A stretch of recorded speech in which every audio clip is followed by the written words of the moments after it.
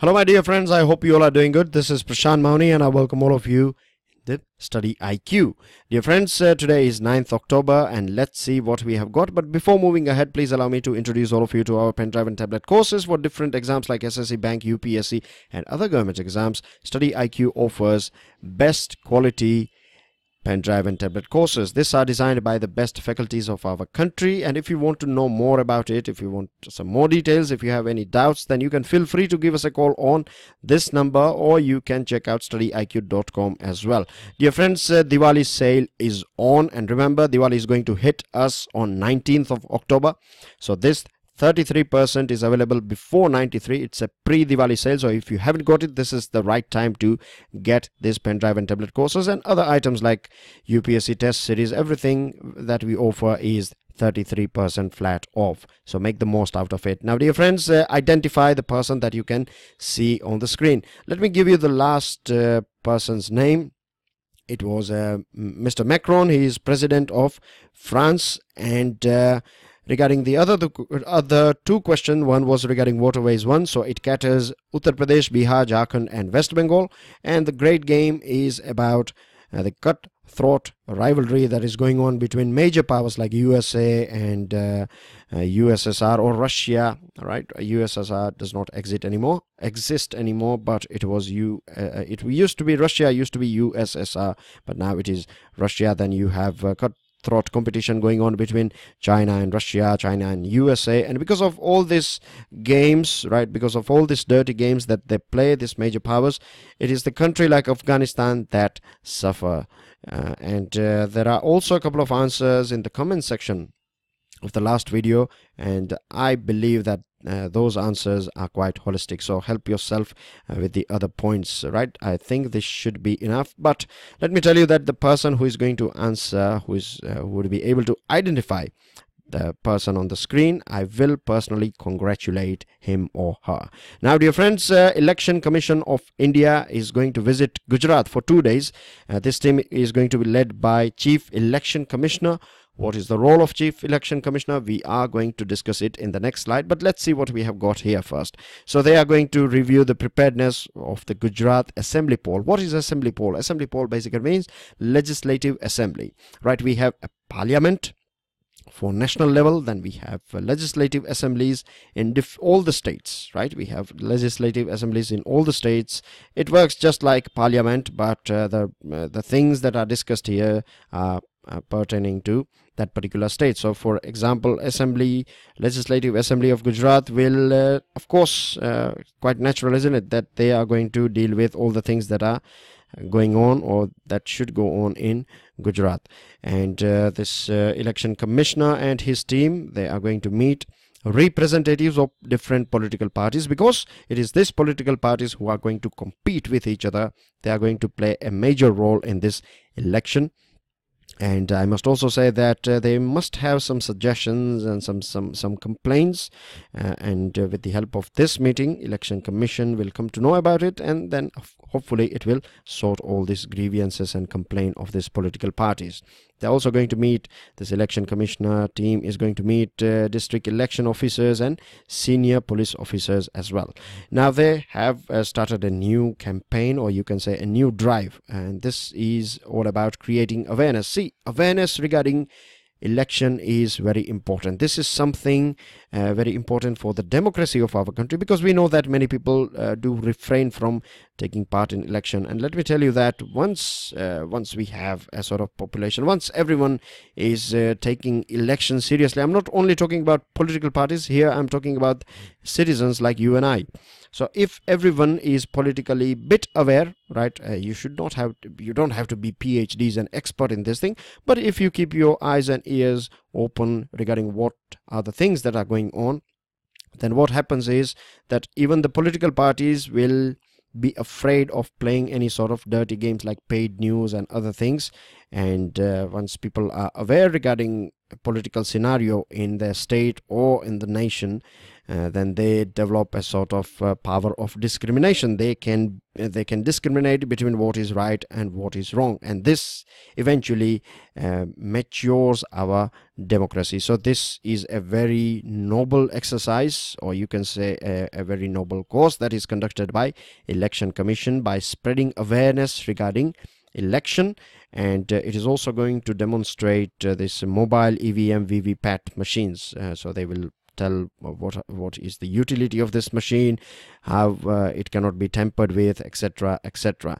Then of course they are also going to meet different important people, important government officers like Chief Secretary and Additional Chief Secretary, Director General of Police, to ensure that everything related to law and order is up to the mark.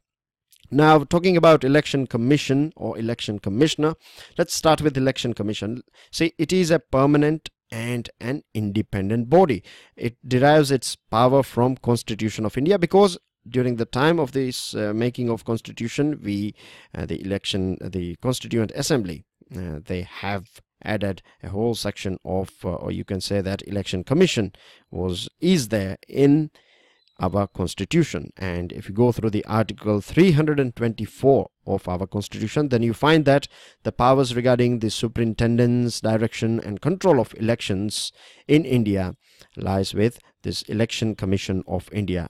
Elections regarding Parliament, state legislature, recently we got new president and vice president, so this all four elections are conducted by Election Commission of India. So you can say that it is an all India body. And when I say all India body, then of course based on this discussion, you know that they are visiting Gujarat, because there is an assembly election in Gujarat. So they deal with both central government and state governments. Now, election commissioner, they are appointed by president, no doubt, but once they are appointed, then they cannot be removed by the whims and fancies of president, right? The process of removing election commissioner is as tough as removing a judge of Supreme Court.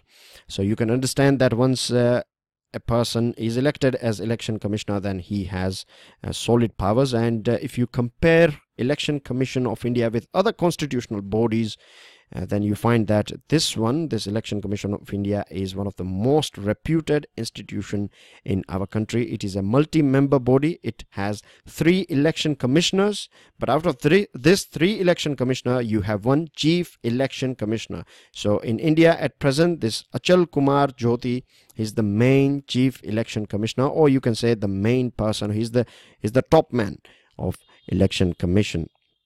And the main role, of course, as you can see from the picture, it is the political parties are like 2 cricket teams, or they could be multi cricket teams playing with each other, competing with each other. Election Commission ensures that everyone sticks to the law and rules and regulation. Moving on to another item, this is coming from Ministry of Communication. Now, Sri Manoj Sinha today has said that government is going to set up 650 India Post Payments Bank. Now, let me tell you, dear friends, see, the postal department, right, the post offices, you find post offices in 1.55 lakh different destinations in our country. That means if you compare this figure with the banks, the normal banks like SBI and BOB and other banks, then you find that they are nowhere close to post offices. Post offices are you can say that in every nook and corner of our country. So they have reach in the most remote part of our country, and this infrastructure, this channel of or you can say this strength of post offices is going to be utilized by the government to spread, or to, you can say that, to spread or to provide financial services to each and every person of our country. Right, so when this government has decided to set up this India Post Payments Bank, then it is a step in right direction for financial inclusion. Now, World Post Day is celebrated today, and on this occasion, India is also celebrating National Postal Week from 9th to 15th of October. And it all started in 1874 in Bern. when Universal Postal Union was established in 9th October. So this is a sort of GK for you. And on this occasion, the minister also said that so far 57 post offices are providing passport seva. You can see that apart from postal services, there are other services like now banking services, then you have passport seva as well. So this is going to be, in coming days, there will be 93 centers where you will get this passport services. And on this occasion, there are two important items are launched by the Manoj Sinha, who is the Minister of Communication: International Tracked Packet and EIPO. What is tracked packet? Basically, it is a sort of a courier service, you can say, roughly speaking, and it is going to be electronic, of course, and it will cater Asia Pacific region. In its inception period, it is going to cater 12 countries, but gradually will cover the whole world. And the special features are, it is going to be affordable, reasonably priced. You will be able to get track and trace service. You can check on the internet or on the net that where your parcel is, etc., etc. Then you will have some discounts as well. Pickup facility will be provided under this international tracked packet, and compensation if there is any loss or damage. Talking about this EIPO, that is Electronic Indian Postal Order. We know how postal order works, but now government has launched this e-postal order, and in the denomination of 10, 20, 50 and 100 rupees. And at present it is a sort of pilot project that is launched in Bihar, Delhi and Karnataka, but in next 2 months the government is saying that it will cover the entire country. The utility of this thing, this EIPO, is multi-purpose. Basically, you can pay RTI fees, you can pay educational institution fees, court fees, and online registration of cable operators, etc., etc. So you can do everything from this thing. It is, of course, white money. It is a step towards digitization or spreading digital or cashless economy, or less cash economy, whatever you can say, or you can it's different term, same meaning. So customers can purchase this thing online, or they can go to post office, or they can pay from their home as well. They can buy this thing from their home as well. Now, Ministry of Defense, Indian Naval Academy, they have conducted, or they do conduct every year annually, a Delhi seminar. Right, this is about India and Southeast Asian maritime trade, expedition and civilization linkages. Now, when I say Southeast Asia, I'm sure the regular listeners, you do know exactly which part of the world or which part of Asia I'm talking about, isn't it? The ASEAN countries. I have a map as well for you guys, but let's check the theme first. The theme is to explore and elucidate the impact of historical maritime trade that existed between India and Southeast Asian countries on their society, religion, spiritual, art, architecture, language, literature, administration, and other areas of civilization. Now, if we go through this map, right, this is a maritime Silk Route map of between 2nd and 8th century. See, China was the first country to invent the art of making silk, and for thousands of years it kept this recipe secret. So all the silk was produced in China, and it was exported via roadways as well, but it was also exported via waterways. And when it was exported via waterways, so of course it landed here in India, and from here many other items were going to this part of this, basically this region. You can call it Southeast Asian region, right? So trade started taking place between these two parties, right, Southeast Asian countries and India. And later on, there were many people who were adventurers, there were many people who were spiritual people and religious people. They went on a mission to spread the things they know about religion or spirituality in this part. And we know that because of this thing, we find Hindu temples in Cambodia, we find Buddhist population. We know that Buddha was born in India. May he be born in Nepal, but for most of the time he was in India. He died in India as well. And we know that Buddhism was invented, or the religion of Buddha was the birth took place in India. So India is also considered as a guru country for all these countries that follow Buddhism as their majority religion. So Sri Lanka and this part of the world, we started Buddhist people started going there and preaching people, and because of this thing, there is a sort of people to people contact between India and Southeast Asian countries.